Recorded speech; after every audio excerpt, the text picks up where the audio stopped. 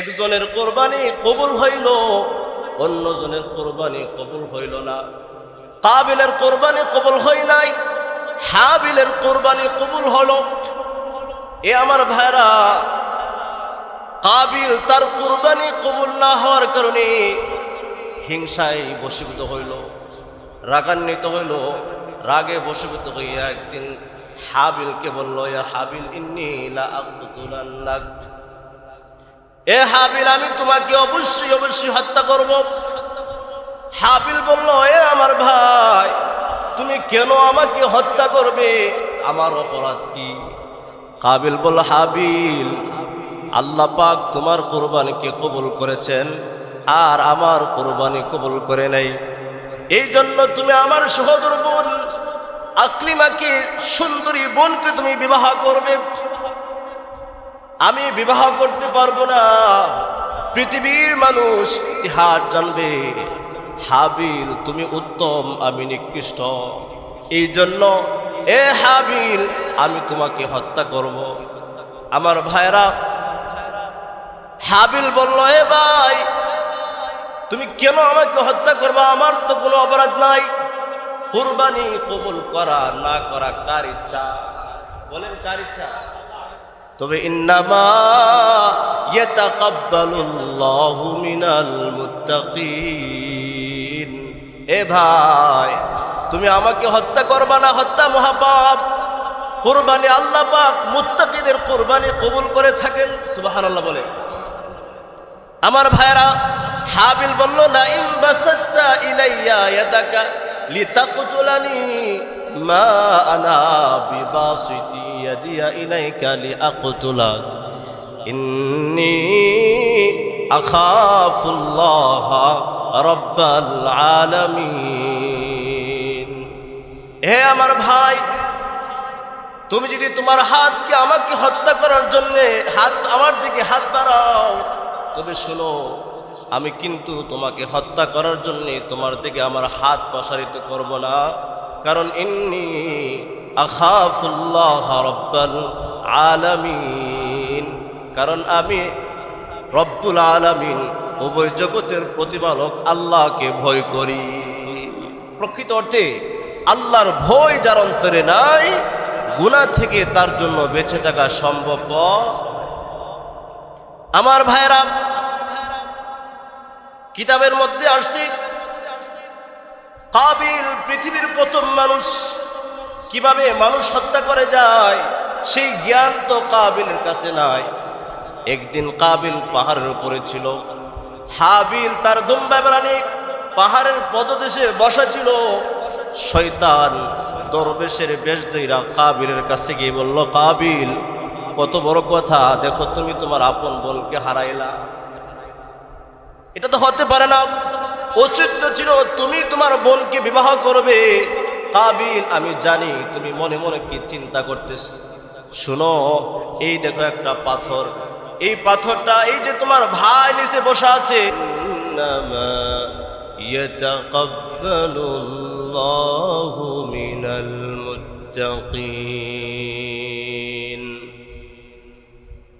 সাদাকাল্লাহুল আযীম। وقال سبحانه وتعالى إن الله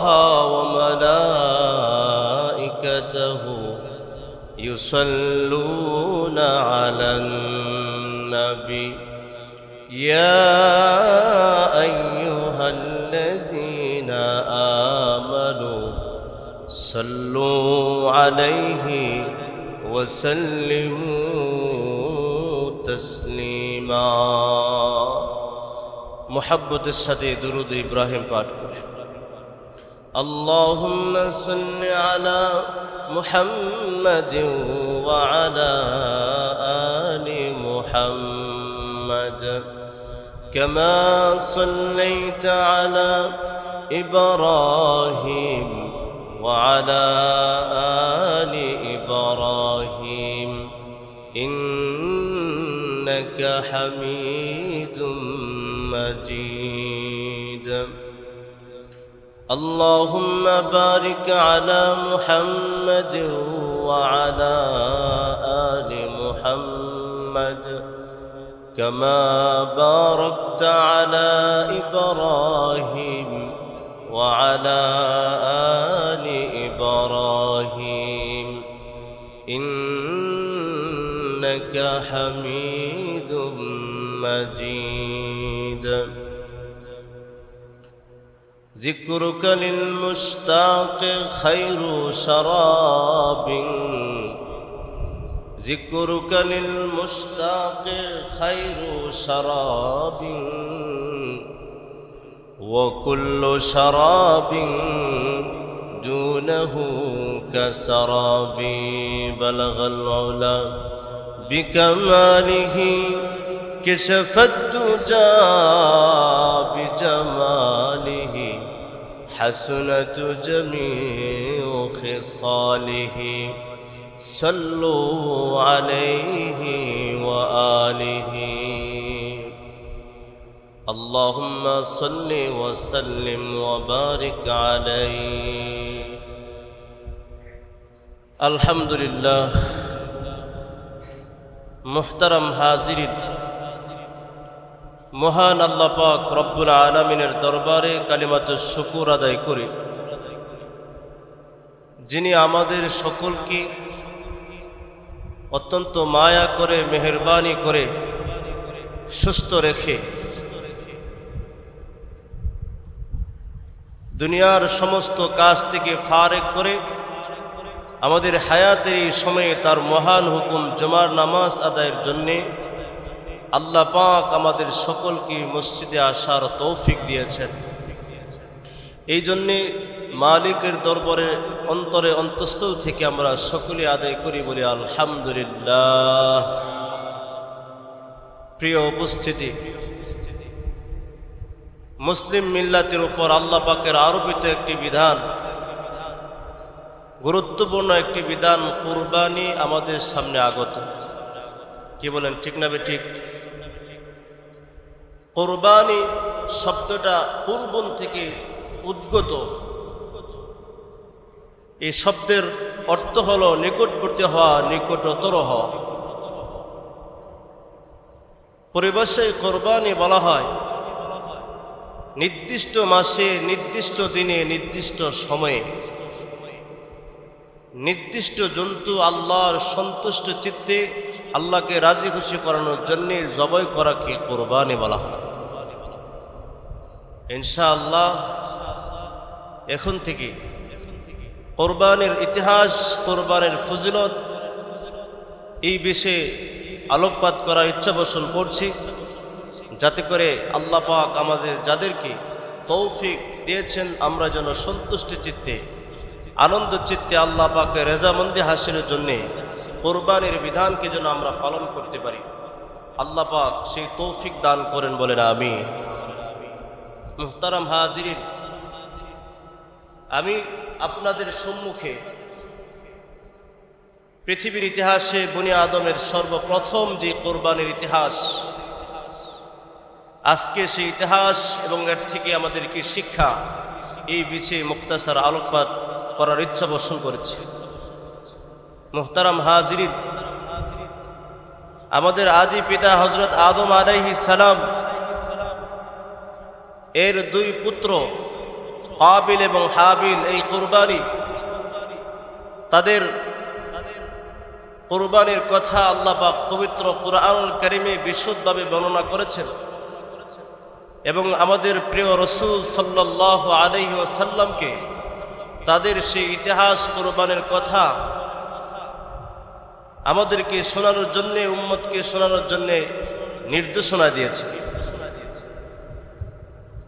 মুহতারাম হাজিরিন, হযরত আদম আলাইহিস সালাম এবং হাওয়া আলাইহিস সালাম তিনারা যখন দুনিয়াতে আগমন করেন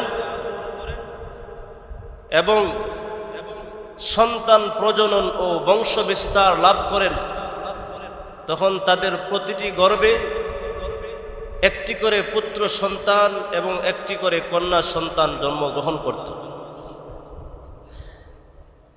আদম আলাইহিস সালাম যেহেতু তিনি দুনিয়ার প্রথম মানুষ, তার সন্তানরাই দুনিয়ার প্রথম মানুষ, আর কোনো মানুষ নেই, এই জন্য আল্লাহ পাক উপস্থিত প্রয়োজনের খাতিরে আল্লাহ পাক আদমের শরীয়তে এক বিশেষ নির্দেশনা জারি করলেন, যেই প্রতিটি গর্ভে যে যমজ ভাই বোন, একটি পুত্র সন্তান এবং একটি কন্যা সন্তান, তারা পরস্পর সহোদর ভাই এবং সহোদরা বোন বলে বিবেচিত হবে এবং তাদের মধ্যে পরস্পর বিবাহ হারাম বলে গণ্য হবে।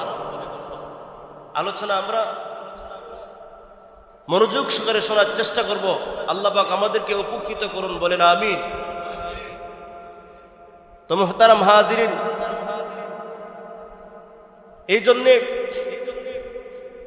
আর প্রথম গর্ভের ছেলে এবং দ্বিতীয় গর্ভের মেয়ে, দ্বিতীয় গর্ভের ছেলে এবং প্রথম গর্ভের মেয়ে, তারা পরস্পর আপন বোন বলে বিবেচিত হবে না এবং তাদের পরস্পর বিবাহ বৈধ হবে।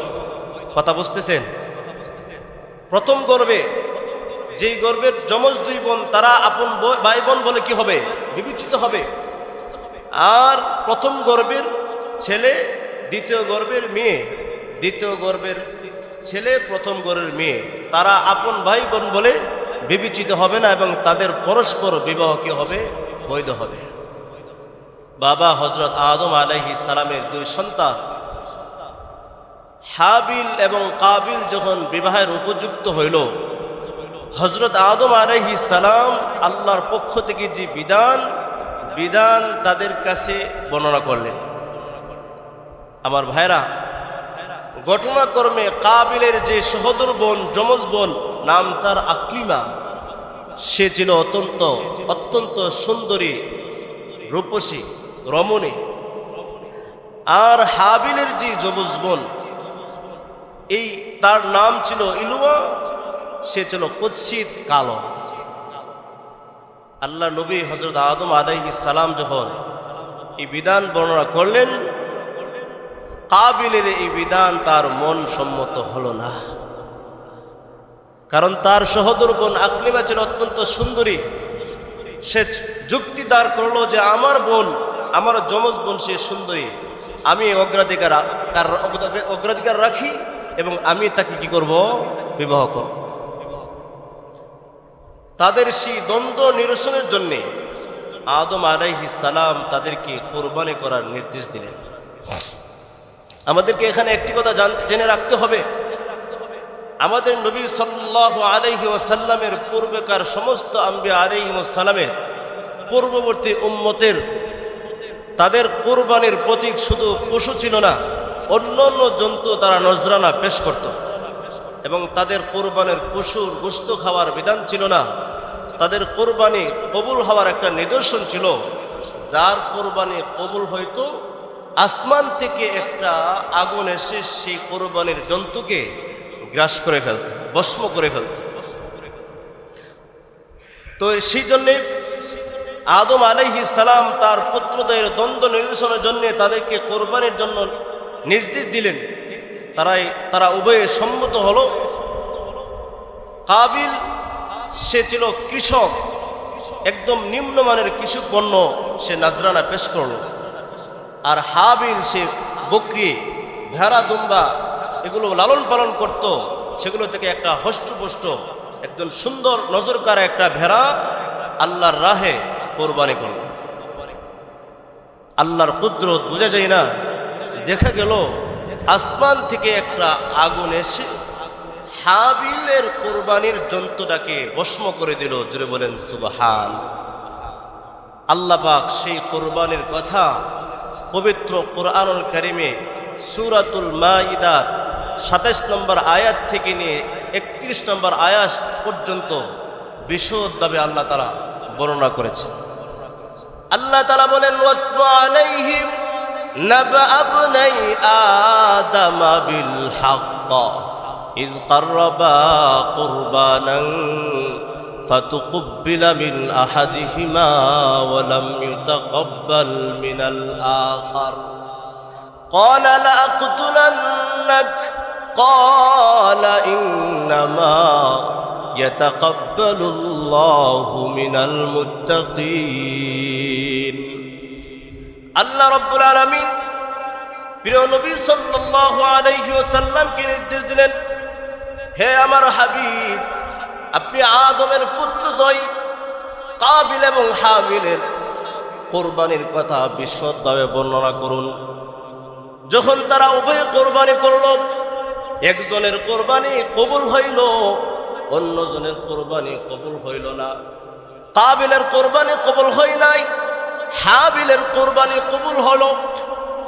এ আমার ভাইরা, কাবিল তার কোরবানি কবুল না হওয়ার কারণে হিংসায় বশীভূত হইল, রাগান্বিত হইল। রাগে বশীভূত হইয়া একদিন হাবিলকে বলল, ইয়া হাবিল ইন্নী লা আকতুলান্নাক, এ হাবিল আমি তোমাকে অবশ্যই অবশ্যই হত্যা করব। হাবিল বলল, এ আমার ভাই, তুমি কেন আমাকে হত্যা করবে? আমার অপরাধ কি? কাবিল বলল, হাবিল, আল্লাহ পাক তোমার কোরবানিকে কবুল করেছেন আর আমার কোরবানি কবুল করে নাই। এই জন্য তুমি আমার সহোদর বোন আকলিমাকে, সুন্দরী বোনকে তুমি বিবাহ করবে।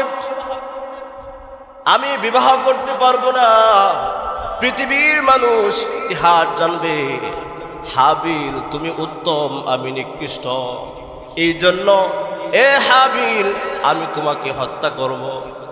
আমার ভাইরা, হাবিল বলল, এ ভাই, তুমি কেন আমাকে হত্যা করবা? আমার তো কোনো অপরাধ নাই। কুরবানি কবুল করা না করা কার ইচ্ছা? বলেন, কার ইচ্ছা? তবে ইন্নামা ইয়াতাকাব্বালুল্লাহু মিনাল মুত্তাকিন। এ ভাই, তুমি আমাকে হত্যা করবা না, হত্যা মহাপাপ। কুরবানি আল্লাহ পাক মুত্তাকিদের কুরবানি কবুল করে থাকেন। সুবহানাল্লাহ বলে। আমার ভাইরা, হাবিল বলল, লা ইন বাসাত্তা ইলাইয়া ইয়াদাকা লিতাকতুলানি মা আনা বিবাসিতি ইয়াদিয়া ইলাইকা লিআকতুলাক ইন্নী আখাফুল্লাহ রাব্বাল আলামিন। হে আমার ভাই, তুমি যদি তোমার হাতকে আমাকে হত্যা করার জন্য আমার দিকে হাত বাড়াও, তবে শোনো, আমি কিন্তু তোমাকে হত্যা করার জন্য তোমার দিকে আমার হাত প্রসারিত করব না। কারণ ইন্নী আখাফুল্লাহ রাব্বাল আলামিন, কারণ আমি রব্বুল আলামিন, উভয় জগতের প্রতিপালক আল্লাহকে ভয় করি। প্রকৃত অর্থে আল্লাহর ভয় যার অন্তরে নাই, গুনাহ থেকে তার জন্য বেঁচে থাকা সম্ভব। আমার ভাইরা, কিতাবের মধ্যে আসছে, কাবিল পৃথিবীর প্রথম মানুষ। কিভাবে মানুষ হত্যা করে যায় সেই জ্ঞান তো কাবিলের কাছে নাই। একদিন কাবিল পাহাড়ের উপরে ছিল, হাবিল তার দুম্বা প্রাণী পাহাড়ের পদদেশে বসা ছিল।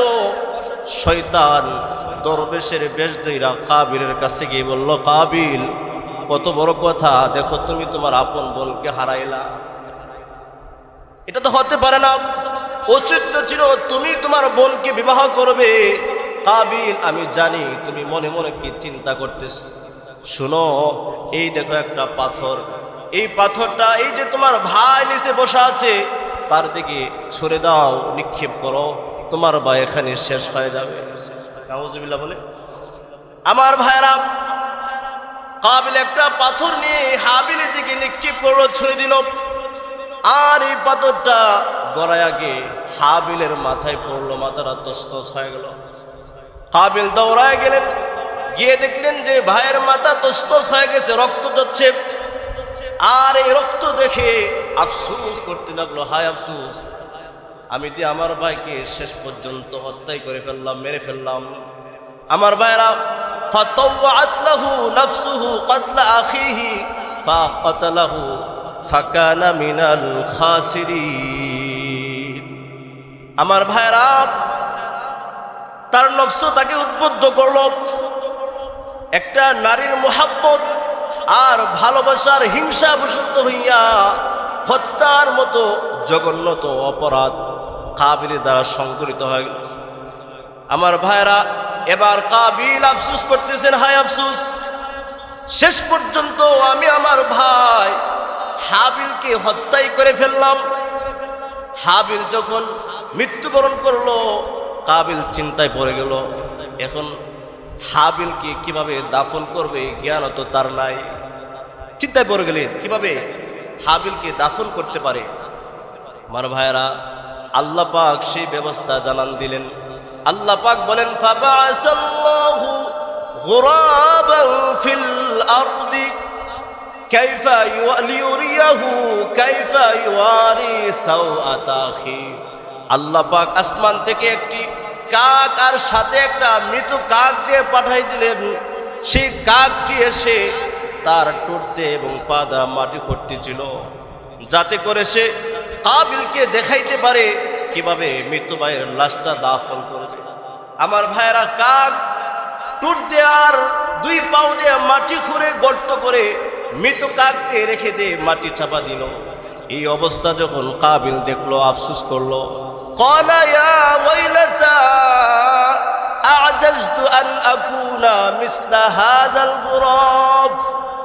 এই অবস্থা দেখে কাবিল আফসোস করলো আর বলল, আফসোস, ইয়া ওয়াইলাতা আন আকুনা মিসলা হাযাল গুরাব কাইফা ইওয়ারি আখি। আফসোস, আমি কাকের মতো হইতে পারলাম না, কিভাবে আমার ভাই মৃত ভাইয়ের লাশটাকে আবৃত করতে পারি। ফাকানা মিনান নাদিমিন। পরিশেষে সে আফসোস করতে লাগলো। আমার ভাইরা, এই হত্যা পৃথিবীর সর্বপ্রথম হত্যা, সর্বপ্রথম পাপ। কাবিল তার ভাই হাবিলকে হত্যা করলো। আল্লাহ রসুল সাল্লাল্লাহু আলাইহি ওয়াসাল্লাম বলেন, সর্বপ্রথম সেই কাবিল পৃথিবীতে হত্যার যে ফাসাদ, হত্যার যে পাপ, এই পাপ শুরু করলো। কিয়ামত পর্যন্ত যত মানুষ এই পাপে জড়িত হবে, এই পাপ যাদের দ্বারা সংগঠিত হবে, এই পাপের একটা অংশ তাদের সেই কাবিলের আমল নামায় লিপিবদ্ধ হবে। বলেন নাউযুবিল্লাহ। এই জন্য ইযা মাতাল ইনসান ইনকাতা আনহু আমালুহু ইল্লা মিন সালাসা সাদকাতুন জারিয়া ইল্লা মিন সাদকাতিন জারিয়া আও ইলমিন ইনতাফাউ বিহি আও ওয়ালাদিন সালিহিন ইয়াদউ লা। মানুষ যখন মারা যায় তার আমল বন্ধ হয়ে যায়, তিনটা আমল বাকি থাকে যেটা জারি থাকে। আমার ভাইরা, একটা হলো সদকায়ে জারিয়া, আরেকটা হলো ইলম, যে ইলম দ্বারা মানুষ উপকৃত হয়, আরেকটা হলো নেক সন্তান, যে নেক সন্তান আল্লাহকে চিনে, আল্লাহকে জানে, আল্লাহকে স্মরণ করে আল্লাহ পাকের হুকুমের ফরমাবরদার হয়। আমার ভাইরা, এই জন্য দুনিয়াতে ফাসাদ সৃষ্টি করতে নাই, গুনাহের রেওয়াজ চালু করতে নাই। যে ব্যক্তি বা যারা গুনার রেওয়াজ চালু করবে, কিয়ামত পর্যন্ত যত এই গুনাহ, এই রেওয়াজ দ্বারা গুনাহ চলতে থাকবে, তাদের আমল নামার গুনার একটা অংশ লিপিবদ্ধ হতে থাকবে। এই জন্য আমাদের কি নেক আমল করতে হবে, যে আমল জারি থাকবে। আমি কবরে থাকব, কিয়ামত পর্যন্ত আমার আমল নামায় নেকের একটা অংশ লিপিবদ্ধ হতে থাকবে। বলেন সুবহানাল্লাহ। আমার ভাইরা, ইতিহাসের এই প্রথম কোরবানি, এই কোরবানি থেকে আমাদের অনেক অনেক শিক্ষা নিয়ে রয়েছে। অনেক শিক্ষা আছে যা আমাদেরকে হাসিল করা অত্যন্ত জরুরি। এক নম্বর হলো হিংসা একটা মহারূপ। বলেন, হিংসা একটা মহারূপ। হিংসা পরিহার করতে হবে। হিংসা নেক আমলকে দুলিশ্বাত করে দেয়, হিংসা নেক আমলকে দুর্বৃত্ত করে দেয়, যেমনটা আগুন খড়কুটোকে জ্বালিয়ে পুড়িয়ে সারখার করে দেয়। হিংসা মানুষকে, হিংসা শুধু হিংসার জায়গায় থাকে না, এমনকি হিংসা মানুষকে একটা জঘন্যতম অপরাধ, কবিরা গুনাহ, হত্যার মতো অপরাধ, এই অপরাধ পর্যন্ত হিংসা মানুষকে জড়ায় দেয়। যেমনটা কাবিল হিংসা বশীভূত হইয়া তার আপন ভাই হাবিলকে হত্যা করে ফেলে। বলেন নাউযুবিল্লাহ। আমার ভাইরা, এই ঘটনার থেকে আরেকটা সবক আমাদের জন্য রয়েছে।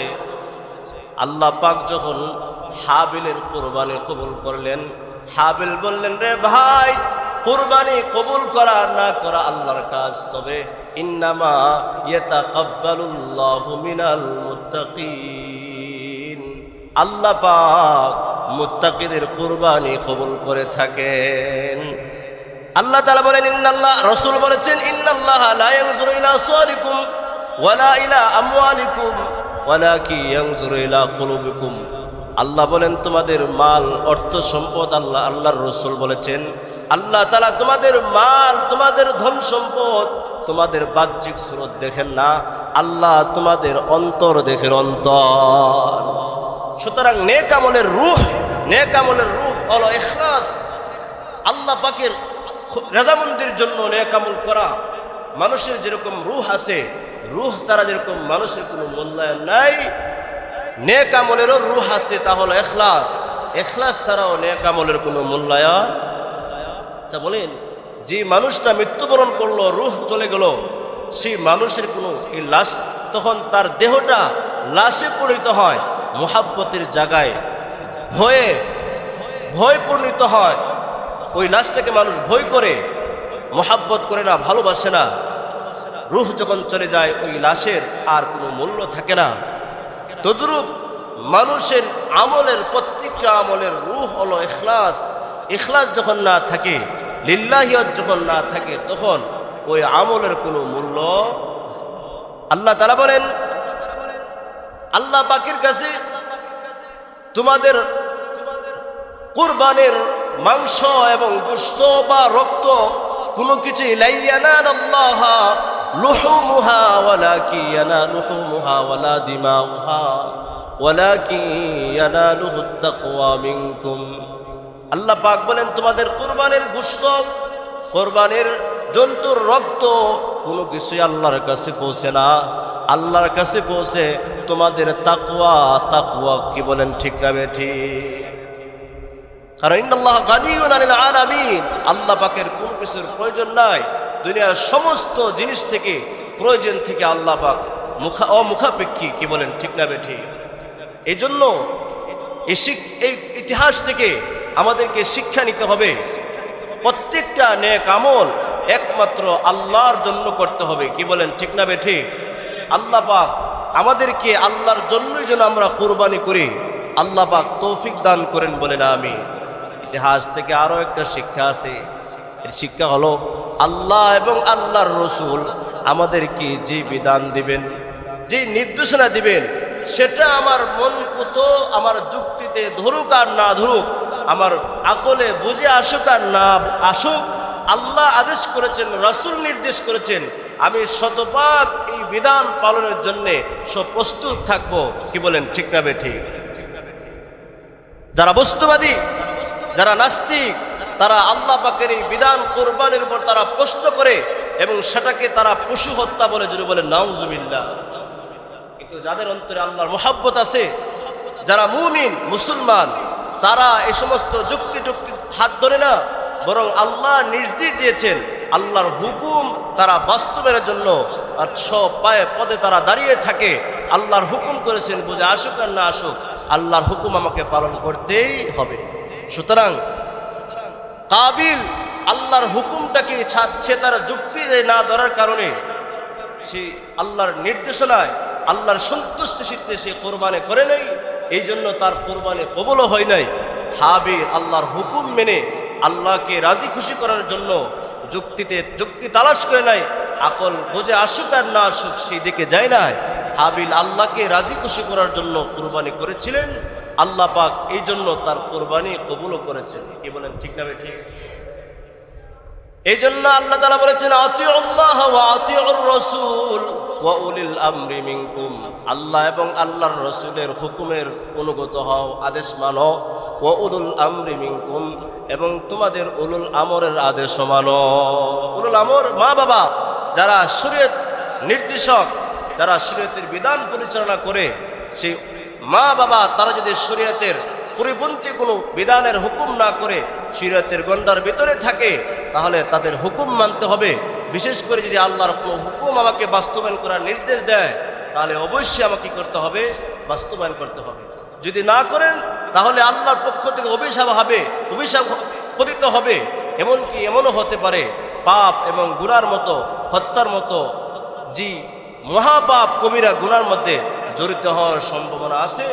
যেমনটা না কাবিল বাবা আদম আলাইহিস সালামের নির্দেশ পাওয়ার পরেও যুক্তির কারণে বাবার আদমের আদেশ মানে নাই, মাতা পিতার অবদ্ধ হওয়ার কারণে কাবিলে তার শেষ পরিণত হয়েছে, হত্যার মতো অপরাধেছে যুক্ত হয়েছে এবং ইতিহাসের পাতায় তুচ্ছ তাচ্ছিল্যের খাতায় তার নাম লিপিবদ্ধ করছে। কি বলেন, ঠিক না বেঠিক? তো আল্লাহ পাক ইখলাসের সাথে আল্লাহ পাকের যে নির্দেশনা আমাদেরকে দিয়েছেন, আমরা যেন সন্তুষ্টি চিত্তে আল্লাহ পাকের হুকুমের অনুগত হয়, আল্লাহ তৌফিক দান করেন, বলেন আমিন। ইতিহাস থেকে আরেকটা সবক আমাদের আছে, আর তা হলো হক এবং বাতিল কখনো অবস্থানে সর্বদা অবস্থানে থাকতে পারে না। বাতিল, সেই বাতিলকে আপনি যতভাবেই উপদেশ দেন না কেন, বাতিল আপনার উপদেশ কখনো গ্রহণ করবে না, বরং আপনার অনিষ্ট করার জন্য অনিষ্টতাকে সে তার সফলতা এবং স্থায়িত্বের প্রমাণ বহন করবে এবং একথা সেই কাজ করে যাবে যতক্ষণ না পর্যন্ত আপনার হককে সে পদদলিত না করতে পারে। আমার ভাইরা, এই জন্য বাতিল সর্বদা হককে ধ্বংস করার জন্য তাদের কামনা বাসনা একটাই, যদি হককে আমরা বিনষ্ট করতে পারি তাহলে আমাদের ক্ষমতা, আমাদের আরাম আয়েশ চিরস্থায়ী হবে।